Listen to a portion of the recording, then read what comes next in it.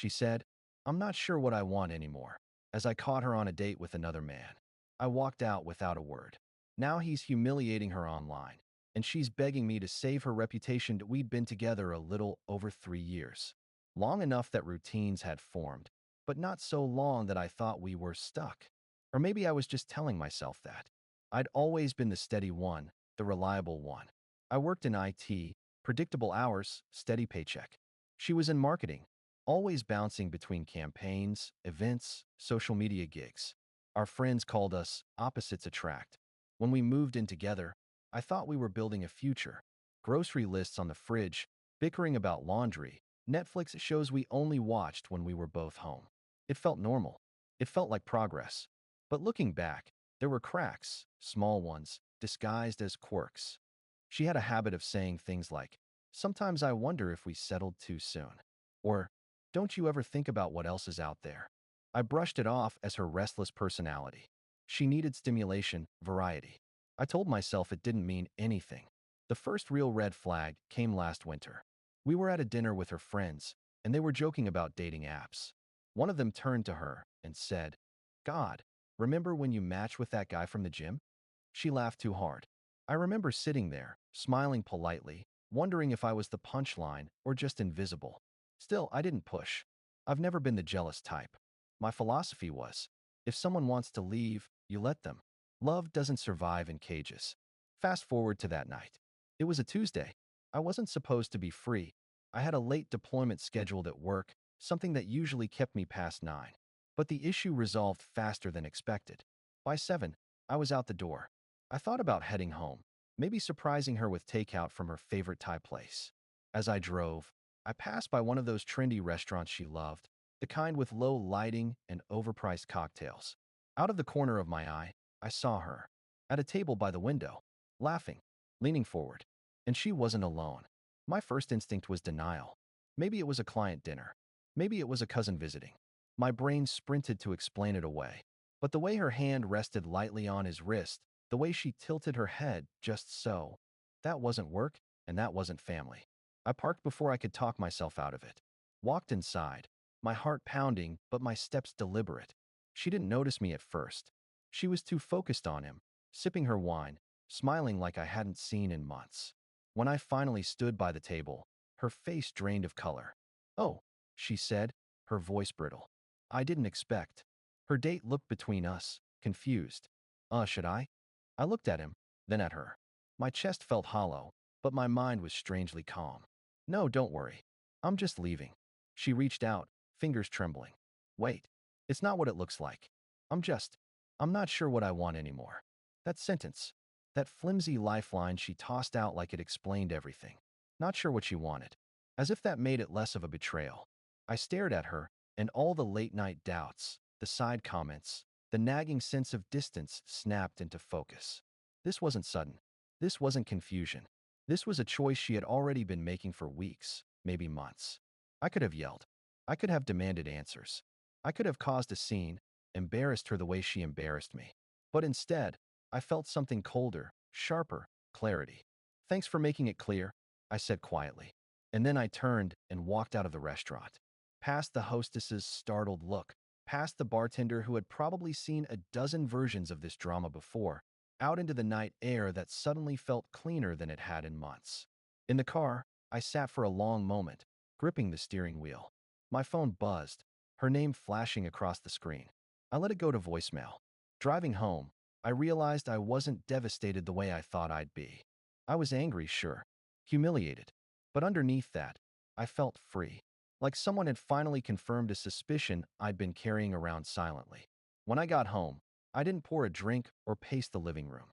I sat down at my desk, opened a blank document, and started making notes. Practical things: cancel joint subscriptions, separate accounts, pack her things. Not because I was eager to erase her, but because I knew I couldn't afford hesitation. Her last words in that restaurant echoed in my head. "I'm not sure what I want anymore." I was sure. I wanted out. The night after the restaurant was a blur of phone vibrations and unanswered messages. She called, texted, even sent voice notes, her tone shifting with every attempt. First defensive, then pleading, then furious. "You didn't let me explain." It wasn't what you think. You're overreacting. Please, can we just talk? I put my phone face down. I didn't block her, not yet. Part of me wanted to see the unraveling in real time. Another part wanted to confirm what I already knew. She had chosen someone else, and now she didn't like the consequences. By Thursday, she showed up at my apartment. She had her makeup done, like she thought presenting herself polished would erase everything. I didn't invite her in. I stood in the doorway, arms crossed. Can we just sit and talk? She asked softly. You blindsided me by walking out like that. I didn't even have a chance to explain. I laughed, not cruelly, but incredulously. Explain what? You were on a date, holding hands, telling me you weren't sure what you wanted. Her lips pressed into a thin line. It wasn't like that. He's a friend. I was confused. I wanted to see if. I cut her off. You wanted to see if the grass was greener. That's all. She flinched. Don't say it like that. I needed clarity. We've been in a rut. I thought maybe cheating would give you perspective? My voice was calm, almost detached. That seemed to bother her more than yelling would have. She dropped her gaze, twisting her bracelet. I made a mistake, but it doesn't have to end everything. We've built so much together. And that's when I realized something important. She wasn't scared of losing me. She was scared of losing the stability I represented. The safety net. I'll send your stuff over, I said flatly, and started to close the door. Her eyes widened. You're seriously ending it? Just like that. Just like that. The door clicked shut, and for the first time in months, I felt like I'd made the right decision for myself. But the story didn't end there. A week later, I started hearing things. Friends of friends sent me screenshots. Her new friend, the guy from the restaurant, had gone public. On his Instagram, he posted a picture of them together, captioned, "Some people are too boring to keep a woman happy."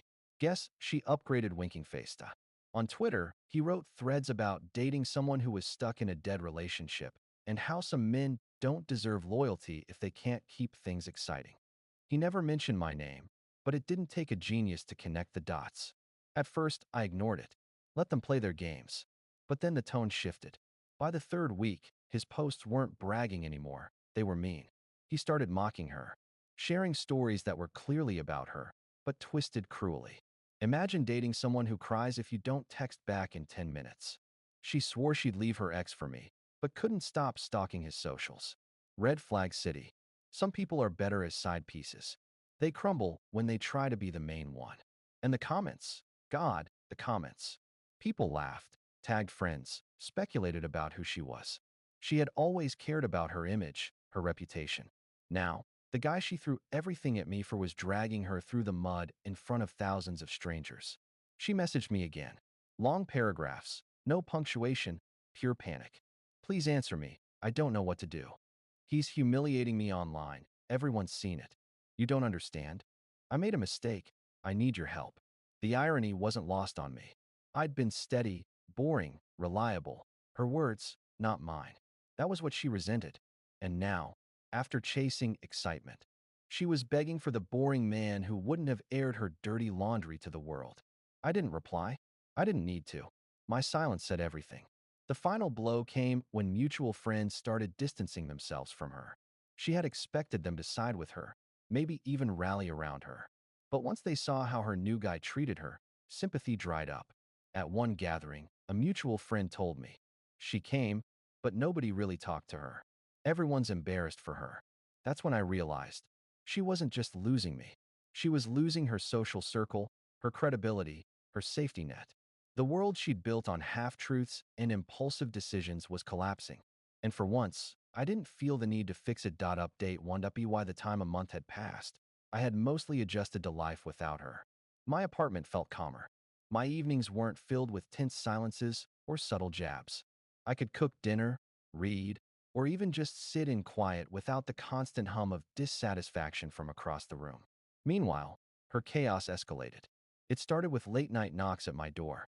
Twice, around 2 a.m., she showed up, mascara smudged, begging me to just talk. I didn't open the door. I watched through the peephole as she sat on the floor, hugging her knees, scrolling frantically on her phone, and then eventually storming off. Next came the gifts. Small boxes left at my doorstep. Homemade cookies, a sweater she said smelled like her perfume, framed photos of us from better times. Each one went straight into a trash bag, But the most telling shift was her tone. Her messages had gone from pleading to bargaining. I know I messed up, but I can change. He wasn't what I thought he was. You were right. We can start fresh. No more games. Please don't let what I did ruin everything we had. The woman who once told me she wasn't sure what she wanted was now certain, but only because she had burned her other options. I didn't respond. Not because I didn't have words. Oh, I had plenty, but because silence was more powerful. Her ex-fling, the guy she'd left me for, had turned full-blown vindictive. The public humiliation online wasn't just a phase. He was relentless. He shared screenshots of their private conversations, cruelly cropped, of course, to make her look unstable. He posted selfies with captions like, "Dodged a bullet. Good luck to whoever gets stuck next." It was ugly, and she knew she couldn't stop him. She tried reporting his accounts, begging mutuals to not believe everything online. But the internet is merciless. Her humiliation became a meme in her small circle. Friends stopped inviting her places, partly out of discomfort, partly out of secondhand embarrassment. And somehow, in her mind, I was still the solution. One Saturday morning, I got a knock at the door. This time, it wasn't her, it was her mom. Her mom looked exhausted, clutching a manila folder against her chest like it was a shield. "Can we talk?" she asked softly. I hesitated, then stepped aside. We sat at my small kitchen table. She opened the folder, printed screenshots of the guy's posts, pages of text messages her daughter had sent him, and even a copy of a police report she'd tried to file for harassment. She's not doing well," her mom said, voice cracking. "She's ashamed, and she doesn't know where else to turn." I stayed quiet. Her mom sighed. "I know she hurt you. I'm not here to excuse that. But I am asking you, just as someone who once loved her, don't kick her while she's down." I leaned back in my chair. "I haven't kicked her at all. I've done nothing. That's the point." Her mom's eyes welled up. "She knows she destroyed something good. She knows. But she thinks if you could just talk to her." I stopped her there. "With respect, it's not my job to be her safety net after she burned the bridge." She wanted freedom. She got it. Now she has to live with it. The room went quiet. Eventually, her mom nodded, gathered her folder, and left without pressing further. That night, I sat with the weight of it. I wasn't happy she was suffering. Contrary to what some might think, I didn't feel vindicated watching her unravel. What I felt was distance, like watching a storm tear apart a coastline you'd once lived on. Tragic, but no longer your home. I realized something important. When you truly walk away, you stop needing revenge. Their downfall doesn't taste sweet. It just tastes like nothing. Of course, she still tried. The last big attempt came in the form of a long email. It read like a confession, part apology, part plea. I thought I wanted excitement. I thought I needed to test things. But I was wrong. You were steady, safe, and I mistook that for boring. I see now that what I called boring was love. Please give me a chance to prove I've grown. I won't ask again. For the first time, I replied. Just one sentence. "I hope you truly do grow, but it won't be with me." I hit send, archived the thread, and blocked her email. And just like that, silence returned to my life. Real silence. Not the strained quiet of an unstable relationship, but the peaceful kind. The kind you get when you finally choose yourself. Friends asked me if I ever considered taking her back. I told them the truth. I considered it once. Then I remembered how it felt to sit across from her at that restaurant, watching her giggle with another man while dismissing me with a single line. "I'm not sure what I want anymore." That memory was enough. Final update. It's been just over 6 months since that night in the restaurant, and I think I can finally put this whole story to rest. The strangest thing about endings is how ordinary the days after them feel. There's no grand explosion, no cinematic music, just small, quiet decisions. Cooking dinner for one, deleting old photos, rearranging your apartment so the shadows don't look familiar anymore. That's what healing really is, boring consistency after chaos. When I first walked away, part of me braced for regret. I thought there would be nights I'd question whether I acted too cold, too quickly. But those nights never came. What had come was clarity. She kept spiraling long after I stopped paying attention. Friends told me bits and pieces. The guy she left me for eventually dumped her in the cruelest way possible, through a public post mocking her again. She tried dating casually, but found that word of her reputation spread faster than she expected. People whispered. Some pitied her. Most just kept their distance. The last I heard, She moved back in with her mom for a reset. Meanwhile, my life took a quieter, steadier turn. At work, I threw myself into projects I'd been neglecting. My boss noticed. I got a small promotion, not life-changing, but enough to remind me I was more than someone else's emotional crutch. I started going to the gym again. At first, it was just an excuse to get out of the apartment, but it became part of my rhythm, a way to burn through the lingering tension in my chest.